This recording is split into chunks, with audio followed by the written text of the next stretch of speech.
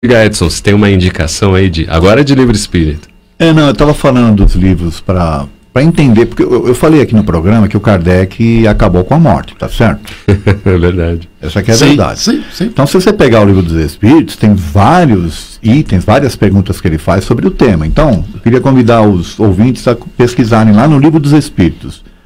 Alma após a morte, é da questão 149 até 153. Separação da alma do corpo, ou seja, se dói, se não dói, se o espírito sofre, se não sofre. Vai da 154 até a 162. E perturbação espiritual, ou seja, após o desenlace. Vai da 163 até a 165. Até a questão das crianças após a morte ele abordou.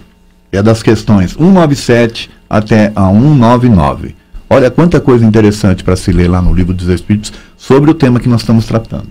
Bacana isso aí, as indicações. Sem esquecer, se me permite, claro, que a obra O Céu e o Inferno também de Kardec, a segunda parte inteira, ela trata somente desta questão da morte. Da testemunhos, né? Exatamente, são os testemunhos, os relatos dos desencarnados a respeito da sua existência após a vida carnal.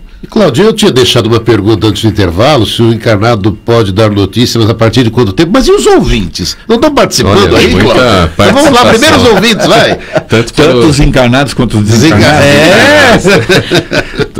Tanto pelo 0800 979 5011 quanto pelo WhatsApp, né? 996433827. Muita participação também. Pergunta Luiz Carlos Batista de Santo André.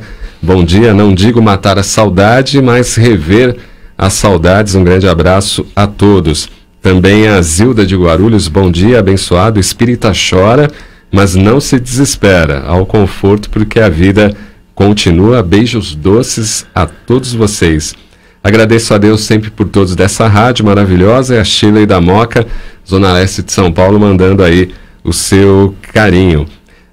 Bom dia a todos, bom revê-lo, Damião. Obrigado. Meu marido desencarnou há 9 meses. Como espíritas, sempre falamos sobre a morte.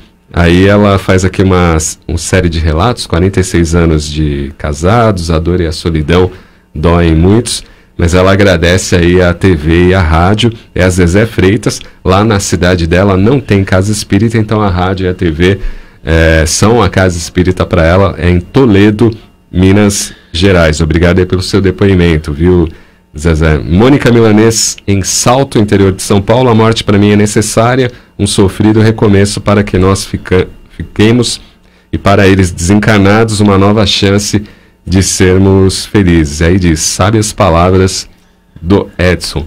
Pelo facebook.com/TV Mundo Maior, a gente tem 3 perguntas aqui. A primeira é da Judite Pontes. Ela pergunta por que os espíritos, após o desencarne, alguns ainda ficam em casa. E o que nós podemos fazer para ajudá-los? Só oração ou existe algo a mais? Então, a gente já falou um pouco sobre isso, a questão dos apegos, né? Eu comecei até falando sobre isso. Conforme você vive a vida e os seus apegos, vícios, tanta coisa que você se prende, né, à matéria, e pode fazer com que a pessoa não se sinta livre para seguir, entende? Ela fica presa ali. Normalmente é por apegos mesmo. Oração é bom, mas tem uma coisa que pode ser feita, que muita gente acha que não deve ser feita, que é a invocação. Chamar esse espírito e conversar com ele. Falar, meu filho, o que você está fazendo aqui? Segue, né? Vai, segue tua vida. Vida espiritual, né? Vida após a vida. Vida espiritual. Segue. O Kardec recomendou muito isso lá atrás, né? Na sua, tem que orientar o espírito. Claro. A oração é você orar por ele, mas é a conversa. Você pode fazer essa conversa mental. As pessoas acham que evocar um espírito, gente, é você chamar ele verbalmente e ter um médium para você poder conversar com ele. Não precisa. A evocação pode ser feita mentalmente. Você chama ele, conversa mentalmente com ele, entendeu? Esclarecendo e tudo, e ajudando a se desprender. Tá. Agora eu vou fazer outra pergunta para a Vânia aqui. Sempre lembro do meu pai já desencarnado, a Ângela Bezerra, e ela diz, às vezes choro, às vezes agradeço, noutras peço perdão. Aí ela pergunta, esses pensamentos chegam até ele? E no caso do choro, pode prejudicar a evolução dele? Ângela, né?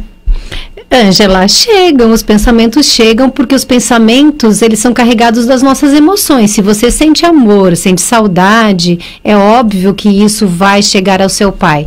As suas lágrimas não devem prejudicá-lo se elas forem aquelas lágrimas que nós já comentamos, as lágrimas de saudade, de carinho, de memórias boas, né? Somente pensamentos de inconformação, de desespero, de dúvida da existência dele ainda após a morte física, a desencarnação dele, é que poderiam prejudicá-lo. Agora, todo o seu carinho, as coisas que você sente, a culpa por si só ela não é positiva, né? Mas o arrependimento de atitudes que a gente toma impensadas, às vezes na juventude, nos impulsos, né, da alma, às vezes bélica, que em alguns momentos nós temos, às vezes a gente faz alguma bobagemzinha, então o arrependimento ele é tranquilo.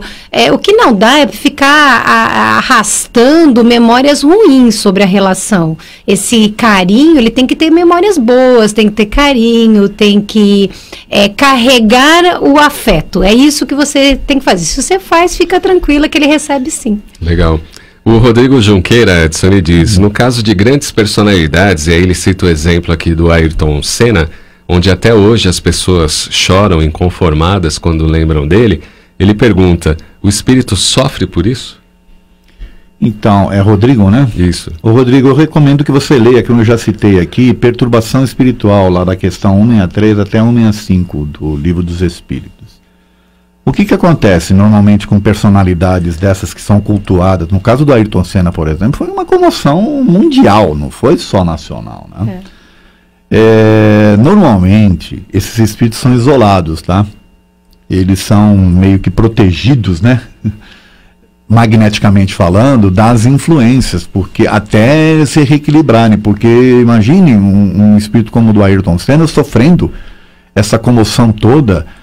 Porque você há de convir comigo que quem estava ali com essa comoção com relação ao Ayrton Senna não eram espíritas, eram pessoas de todo tipo, e muitos inconformados, muitos não aceitando, muitos chorando, muito em desespero, muito questionando, né? E agora, o que vai ser de mim? O que vai ser meu domingo sem o Ayrton Senna lá? Que outros colocando a culpa. Não vão mais acordar de madrugada, outros colocando a culpa lá no pessoal da Williams.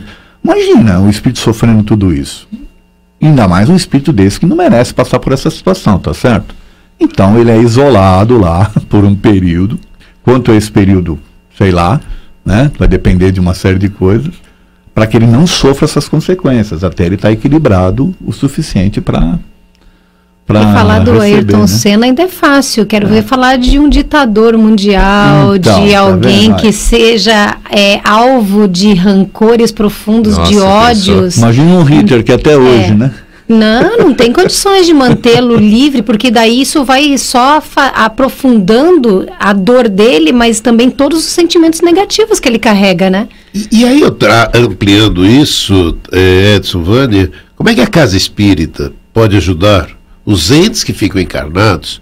Porque aí é um depoimento até que acabou acontecendo lá na casa que eu frequento, que é o Grupo da Paz, que estava marcado agora em outubro, uma palestra do Antônio Carlos Alvarez, ele desencarnou, e o pessoal do grupo mesmo falou, não tira a palestra, não coloca ninguém no lugar, para que a gente possa fazer nesse dia uma homenagem, mas isso também não é cultural, porque estava a data marcada. Sim. Aí naquele dia foi feito toda uma homenagem à família, que foi todo ao centro espírita, mas isso de novo aquele tema, não é cultural. Se não tivesse a data dele marcada, de repente os católicos têm a missa de sétimo dia, onde de repente eles conseguem tentar, e o espírita não tem. Como é que a casa espírita então pode ajudar os que ficam encarnados? Então, eu já tive a oportunidade, Damião, de fazer 2 palestras do Manuel Bento, logo na sequência da perda de diretores nossos.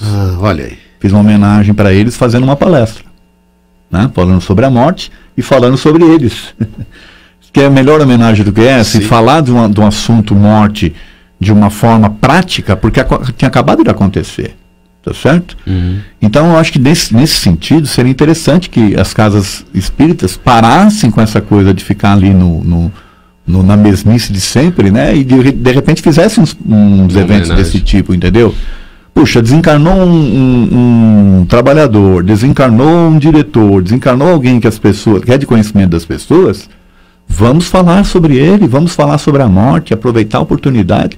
É uma forma de você homenageá-lo e é uma forma de você esclarecer. Não? Legal, aproveitar, né? Como o Edson disse, o Kardec matou a morte. Em toda a obra espírita, a morte ela é despedaçada, né? Ela é transição, é mudança, ela é vida. Então, eu acho que tem que mudar, eu como palestrante, acho que tem que mudar a cultura dos palestrantes, que querem fazer eventos, palestras em eventos, ou palestras de aniversário, ou palestras cotidianas que a gente realiza, sem tocar em assuntos que sejam, abre aspas, melindrosos. Né? E no mês de setembro eu tive a oportunidade de fazer 2 ou 3 vezes sobre suicídio, esclarecendo os pontos negativos da morte por este caminho. Farei dia 14 lá em Sorocaba, no Hilarion, sobre morte também, mas é sempre de uma forma positiva, de esclarecimento. A gente não pode ter medo de falar desse assunto que está dentro da doutrina o tempo todo. Pazinha, teve uma participação pelo WhatsApp de uma ouvinte, não está aqui o nome, mas ela disse que quando um ente querido desencarnou, ela não chorou, mas aí ela teve uma diarreia danada nos dias subsequentes. Né? Segurando a emoção, né? E aí, Edson, quanto tempo um espírito pode dar uma comunicação? Porque hoje é muito comum as pessoas recorrerem aos trabalhos de psicografias, querendo uma informação do ente querido, que eu acho até justo, né, ter essa condição. Mas as pessoas ficam se perguntando, não, só pode dar comunicação depois de 6 meses, 10 anos. Outros já falam, não, dependendo do espírito, no mesmo dia pode dar. Como que é essa questão aí? Então, a própria dúvida das pessoas e os próprios comentários que você está fazendo demonstram que não existe um padrão. Você não pode falar, olha, depois de 72 horas, não existe um padrão, entende, Cláudio? Vai depender muito daquilo, de como é que o espírito desencarnou, o nível de aceitação dele, o nível de perturbação espiritual que ele passou, né? O Kardec fala lá no Livro dos Espíritos, pode ser de momentos, pode ser de semanas, de meses, depende muito dessa questão. Então, dizer assim, olha, é X tempo, não existe. O Kardec evocou espíritos logo na sequência, ele recebeu comunicação dos espíritos, entendeu? Outros com 1 semana. Aliás, a Vânia citou aqui o livro Céu e Inferno, é um laboratório fantástico que ele fez no livro Céu e Inferno, porque ele foi chamando o espírito a cada período, né? Exatamente. Tem espíritos que ele foi chamando com um tempo, depois ele chamou com mais um tempo para saber como é que o cara estava ambientado lá. Peraí, continua essa história aí depois do intervalo, e tem uma pergunta aqui, como é que seria ideal um velório espírita? Até já.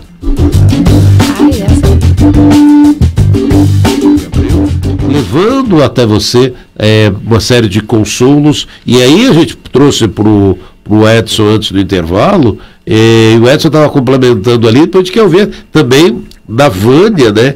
O desencarnado pode dar notícias suas a partir de quanto tempo? Você queria complementar ali? Eu só queria fazer um complemento dizendo que o Kardec fez um laboratório fantástico com o livro Céu e Inferno, onde ele ia evocando o espírito em tempos, né? Para saber como é que o espírito estava se ambientando lá no plano espiritual. E aí, como a Vânia já tinha citado, na segunda parte do livro Céu e Inferno, a primeira parte ele desmistificando completamente essa questão, né, da existência do céu e do eterno, do inferno, como locais específicos e tal. A segunda parte são os testemunhos. Então ali você tem testemunhos de todos os tipos de espíritos. Você tem testemunho de espíritos suicidas, você tem testemunho de espíritos endurecidos, você tem testemunho de espíritos que estavam em provação terrena, você tem testemunho de espíritos felizes, de espírito... Olha, é um laboratório fantástico. Então, de novo, não existe um padrão. Sabe? Só pode depois de X tempo.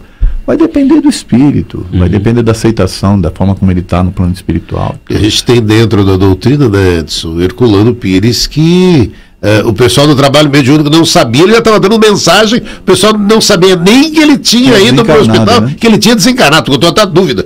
Que isso, como mensagem dele, se ele está aqui do lado de cá, só não veio na reunião hoje. Não, ele já tinha ido para o hospital, a família que não tinha avisado. E tem um detalhe, Damião, o pessoal acha que é só desencarnado que pode dar mensagem. Espírito encarnado pode dar mensagem. Dependendo da situação, se ele estiver dormindo, por exemplo, ele pode ser... É um espírito. Sim. As pessoas esquecem que nós somos... Lembra que a gente falou? Nós Sim. somos espíritos, usando um corpo físico.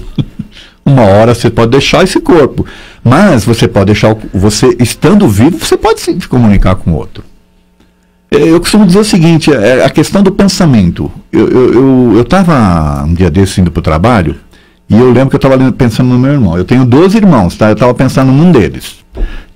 Aí eu entrei no elevador e falei, puxa, eu preciso ligar pro Isaías, né? Sentei na minha mesa, antes de eu pensar em ligar para ele, já tocou meu telefone, e quem que era? O que você estava pensando nele? Justamente esse. Isso na própria minha. Lembra que eu falei que a gente faz evocação?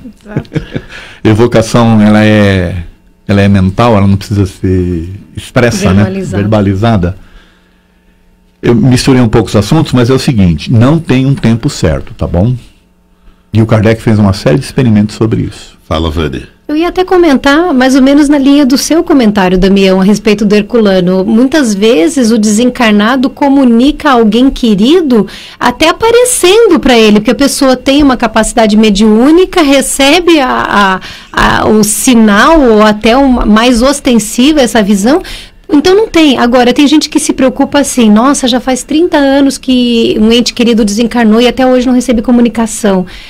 Existem condições, vamos dizer assim. Tem que ter a vontade do espírito, tem que ter a condição moral do espírito, tem que ter uma utilidade para a comunicação.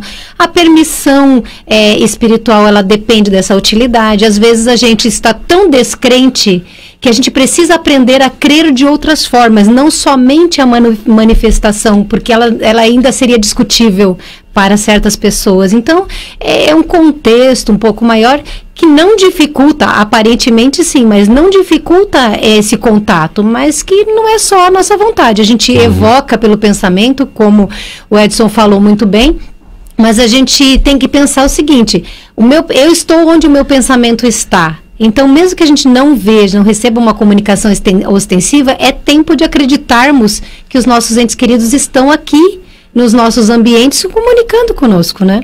Fala, Edson. Pera, Cláudio. Calma, Cláudio. É um complemento. Você vê, a gente vai se complementando aqui, é muito interessante. Sim, muito. Às vezes os alunos perguntam, como é que eu posso me comunicar com um ente querido? É só através de psicografia? Legal, a psicografia é mais difícil. Você vai se comunicar com ele à noite. Conforme você dorme, entendeu? Nos seus sonhos. Pede, então, por exemplo, se você tem necessidade de lembrar, pede para ter essa oportunidade de lembrar desse encontro, entende? Porque a gente se encontra o tempo todo.